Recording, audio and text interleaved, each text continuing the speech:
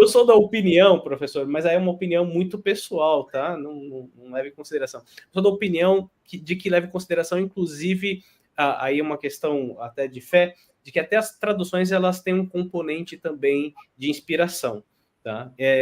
Eu lido muito com isso do meu ponto de vista pessoal.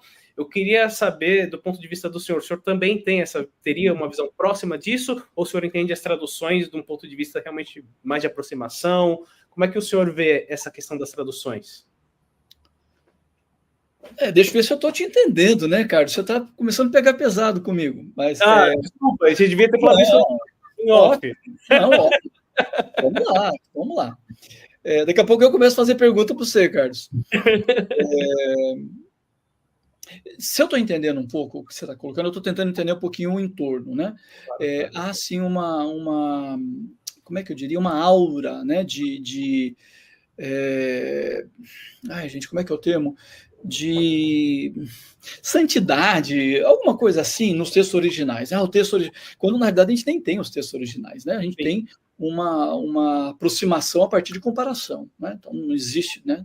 Espero que a gente saiba disso, não existe um manuscrito lá do apóstolo Paulo, do Evangelho de Mateus. O que a gente tem são textos que vão sendo comparados. Quanto mais distantes uns dos outros, se eles são próximos, maior a atestação da possibilidade de validade deles.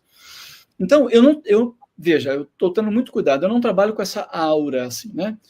Isso não significa dizer que eu não acho que esses textos são inspirados por Deus, porque a gente entra no espaço da fé, né? Dentro da minha fé, eu entendo que sim. Mas o que me ajuda a não criar essa aura? Porque me ajuda a trabalhar, eu acho que entro na sua pergunta, com as traduções. Porque eu posso entendê-las, né? Mesmo que eu não concorde com elas, com algumas coisas delas, mas entender o esforço que um tradutor está tendo para se comunicar com milhões de brasileiros dos mais diferentes níveis, culturais, econômicos, sociais, etc. Quer dizer, puxa, ele está fazendo um texto, né? Para que esse monte de gente entenda. É muito diferente de um cara que traduz Cervantes, que ele tem diante dele um certo público leitor de Cervantes, que ele sabe mais ou menos como é que é esse público, ele adapta a tradução dele. Esse outro cara não, né? Então, isso me dá liberdade para, mantendo, digamos assim, o respeito às traduções como palavra de Deus, entendê-las como esforços humanos de trazer para a gente o texto. E, assim, eu tento ilustrar um pouco isso com o Novo Testamento. Porque se a gente fosse tão purista, achando que não, a gente tem que ter total cuidado com aquela palavra, etc. e tal, o Novo Testamento seria escrito em aramaico, principalmente os evangelhos, que era a língua que Jesus falava. Quer dizer, esses primeiros escritores, principalmente os evangelhos, foram muito corajosos, porque eles já fizeram uma tradução de Jesus para o grego koiné. E qual que era a questão deles? Era a questão da comunicação. Eles sabiam que no aramaico pouquíssima gente ia ler. Eles queriam espalhar o evangelho pelo mundo inteiro. Então, vamos fazer uma tradução disso aqui, para que, na língua, né, que é falada no mundo todo, para que esse texto chegue. Então, essa visão um pouco mais pragmática, Carlos, que eu tento manter, mas torno a dizer, sem desrespeitar o texto, enfim, entendo os textos como palavra de Deus, mas dentro dessa perspectiva mais pragmática.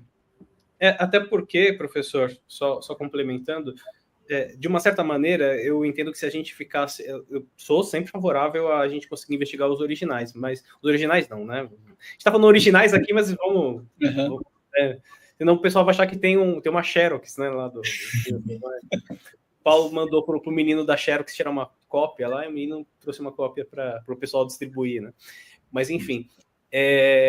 eu sempre gosto de falar, senão a gente se torna quase como muçulmano, né? Porque o muçulmano tem essa questão muito importante, né? Então, se você for numa mesquita, você não vai ter lá o sheik falando em língua portuguesa. Ele vai estar falando em árabe e vai estar tendo tradução simultânea. Porque o texto é sagrado, já que é sagrado, ele é sagrado em árabe, né?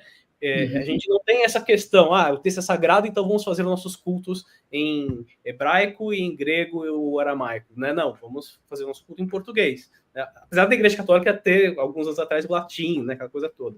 Mas a gente tem essa despreocupação, né?